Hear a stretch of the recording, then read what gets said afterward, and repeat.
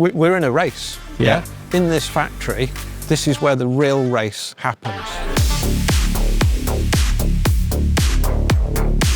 Well, I get greeted by the boss. That's Hello. quite a treat. How are you? I always think it's interesting when Formula One teams put these cars right in the entrance, because I think every single day for you and everyone else, it's a reminder of what this is about, isn't it? Exactly. Yeah, this is what we're here for. So when you see it, do you feel excited or do you feel daunted? Excited. I've always been excited about racing cars. The simplicity of, a rule set and a racing driver, and how can you do the fastest single lap in qualifying, and how do you do 310 kilometres in a race quicker than anybody else? It's a machine. How can we create a machine that makes it easy for the driver to do a quick lap? You have arrived at such an exciting place, because if I sort of stand near you and look at that, I'm like, that is super impressive. One of the most beautiful looking entrances to a Formula One team building I've ever seen. But then I look over there and I see the trophy cabinet, which needs more trophies in it. You're at the perfect intersection of all the opportunity and the fact that this team isn't a 15-time championship winning team. Not yet. I like that. So what's the journey then to take it from where it is today to where you want it to be? It's looking at the way we approach the engineering of the race car. It's taking the regulations and it's working out how we're going to create a racing machine that's better than anybody else. And it's having the ambition to have the problem of not having enough space in the trophy cabinet. You've been very much on the engineering side, and that's so important here at this team. But now suddenly when you're the team boss, you've got to marry up engineering with human beings, human performance. How has that been? Throughout the time that I've been leading engineers, that's the key to leading a good team. It's understanding the human being that is the engineer. And now it's working with a wider group of people and the drivers. But it all comes down to car performance. I haven't come across a single person or department in this team that isn't, directly linked to car performance. Right. Every single driver wants to be P1 on the timesheet. Pole, race win. The challenge I want is, which driver's going to win. And then every single department is delivering, whether it's commercial, getting sponsors, whether it's engineers designing wishbones or whatever it is. Every single person, that's the target. How many people are working here? About 1,000. It's a lot, isn't it? People, man. It's a lot of people. You've got the best part of 1,000 people across these buildings, but only 2 people get to drive your car. What is the secret to getting the best from the Formula One drivers? I think it's listening to them. They're in the car. They're feeling what the car's doing. And you have to believe what they say. And then make sure that our sensors, the data that we've got, marries up with what the drivers are seeing. And then you work on the bits that are going to make the car quicker, which might not necessarily be exactly what the driver's, thinking about the most. Because at the end of the day, it's all about what the stopwatch says. So it's listening to them, reacting to it, feeding back to them, but then work on the things that make the car quicker. With Fernando, when he got out of the car at the start of the year, his instant feedback, the way he was picking up on certain things, he just spoke in great detail about what he was feeling. Some bits were better, some bits not so. That download of data was just tremendous. Lance is the same. Yeah, his feedback is exactly the same. His passion for this team is amazing. When I talk to him about, we're working on this on the 25 car, he'll say, but Andy, think about medium, long term as well. Yeah, so that's so rare for an F1 driver. Yeah. They want pace today, not tomorrow. Exactly. Wow. Incredible, isn't it? It is actually incredible. So what happens here? Down here is where we're making all the bits. So this is the composite area. So laminating through to the left, autoclaves that you can see, and then the composite parts are trimmed to cut them to the right size, to finish them to the right size. And then the key element of inspection. There's no point putting something on the car unless you've inspected it and checked that it is within tolerance. Can I talk to you about creating a culture?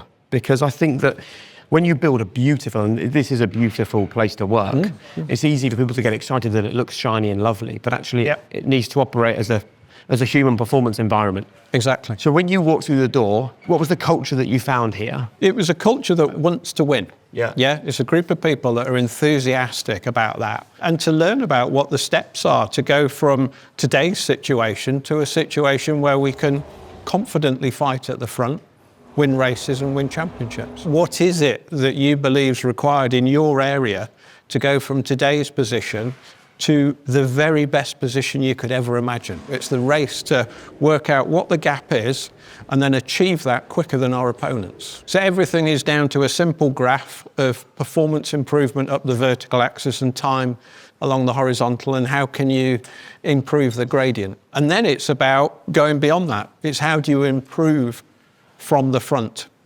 And that's where it gets really difficult. That's where you become a pioneer. You know, this conversation is about greatness, right?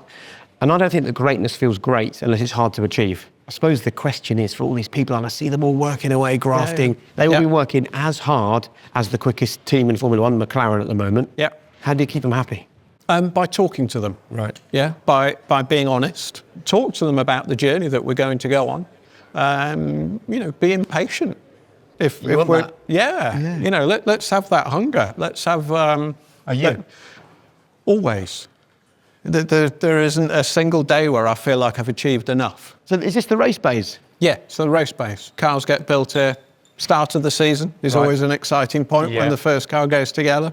But this is one of last year's cars. Next year, the car is going to be designed by the one and only Adrian Newey, the most successful designer in the history of the sport. Exciting, yeah? Is that absolutely? Is that how you feel? Yeah, you know, Adrian's got an awesome track record, but his attention to detail and his enthusiasm to push is just mind-blowing. It's lifted the whole organisation. How do you give him what he wants to deliver the car that he can deliver? I think that's where I've got the advantage that my career started off in engineering, developing components, and Adrian he's 110% an engineer. He's not interested in going to meetings talking about the organisation of the business. All he does is spend his day looking at the detail of the race car. I think for 99.9% of people, it feels like magic because he does things that most people don't understand, but you've seen firsthand previously and now here what he does and how he operates. What do you think is the magic with Adrian Newey? What can he do that other people can't? I think he looks at the total car. He's not just an aerodynamicist. He's not just a vehicle dynamicist. He designs the whole car, and he looks at the whole aspect from airflow, which is crucial for performance, but also the serviceability of the car, so that you can do a ride height change quickly in FP1. He's into the fine detail of chasing aero performance, but also understanding the whole aspect of a race weekend and how to get championship points. Now, he makes life very hard for the engineers. Yeah. Right. So some of the mechanical structures, getting the car down to weight, packaging everything in the incredibly tight volume that is left within the race car surfaces by the time Adrian squeezed everything in. What is the secret to kind of keeping everybody happy from your perspective? Honesty, and don't overpromise.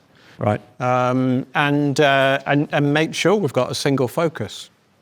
The race car. Yeah, it all comes back to the race car. So what are we all going to do for the race car? Set big goals. Yeah, set goals that everybody thinks are impossible, but then make it possible.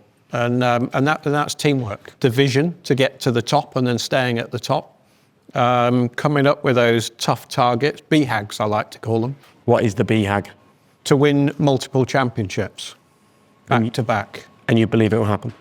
That's what we're striving to do, and yes, it will happen. I mean, really what we're talking about here is how you are going about uncovering greatness in this organisation. And if I was to say to you, what does greatness look like, aside from back-to-back world titles, because that's the outcome goal, in terms of the process here, what does greatness look like to you?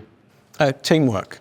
So it's an engineering business, working as a team for the good of that race car. Brilliant. Well, good luck unearthing the greatness here. Great. Thank you.